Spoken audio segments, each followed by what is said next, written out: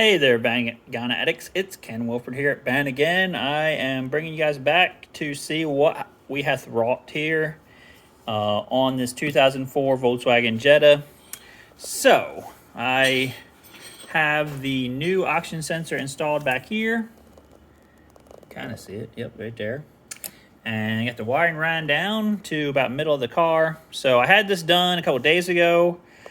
And I ran into a little snafu, which is the fact that there are two different oxygen sensors for this car in the parts thing, even if you put in the VIN code. One of the big issues for me with some of these, with the later model Volkswagens, is this ridiculous problem of trying to get a part. They say, what's your VIN? You give them the VIN, you order it, and it still isn't the right thing because reasons. Okay, so I put in the VIN and got the oxygen sensor that it said I needed, and then when I got it, I mean, it didn't have the right plug on it. I had installed it, ran the wiring, everything, so had to, order another one, uninstall that one, install the correct one. I still need to plug it together. I got this whole intake put back together. Everything is hooked back up. So we should be good to go on that. We got our AC new compressor installed. I probably showed you that last time. So we still need to charge the system. So then we've been having an issue with making a squeaking noise with the brakes. I had put brand new rotors and pads on probably about 20,000 miles ago. So I thought, I'm going to look at this. Plus, I had a brake light there's a sensor and stuff behind here, and some wiring that got goofed because when we first bought this car, before we bought it, this tire had blown and took out this wiring harness here for some sensors. So I was going to fix that. When I took that off, I noticed this rotor has all this rust out here on the edge where it should not have any. It's still okay here, but out here. And so then I looked at the pads, and I'm like, what the crap? I mean, you see, they're worn at this section, but then this section was like a big lip. So I'm not totally sure what this was about, to be honest. They look like, I got new pads. They look pretty much the same, but the new rotors I got are slightly different. But I don't know. I really don't understand why this situation happened.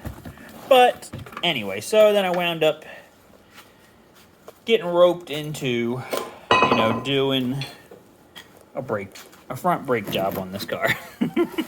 So, the fun never ends. The fun never ends. So that's where I'm at right now. I've got it all apart. I've got this compressed. This has this early version of the caliper, which I don't actually like. It has these two sliding pins that the caliper slides on. To me, this particular version of this is like a Bobo version that Volkswagen used back in the 80s on stuff. And for some cuckoo reason, the Vanagon used the good version where you have guide pins and you have like the Girling calipers anyway. And then I don't know why, but on their cars, even into the 2000s, they were still using this, caliper with these, chrome guide pins. This stuff slides on. It's kind of a dumb setup to me. Okay, but anyway, it is what it is. So where I'm at now, I have to put the rotor back on, put the pads back into this thing. This side, thankfully, it has a speed sensor, but it doesn't actually have a brake wear indicator thing on this side. So we only have like this harness here. On the other side, I had to repair it because it was ripped to shreds right here. I repaired it probably like 5 years ago, and the light never went off. The wire was kind of corroded and stuff, so I thought I'll take it all apart, clean it, resolder it, put shrink wrap on it. So I did all that on the other side. So that's basically what's going on with this car.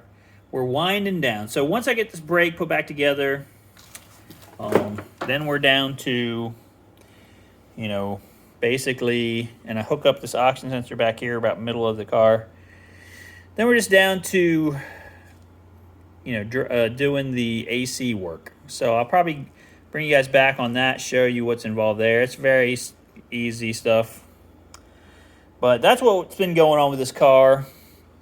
I'm hoping that it's going to be done maybe by tomorrow, and then we can move on with our lives, right? I mean, this car is a good car. We've had a lot of good use out of it, and so I'm hoping to continue that.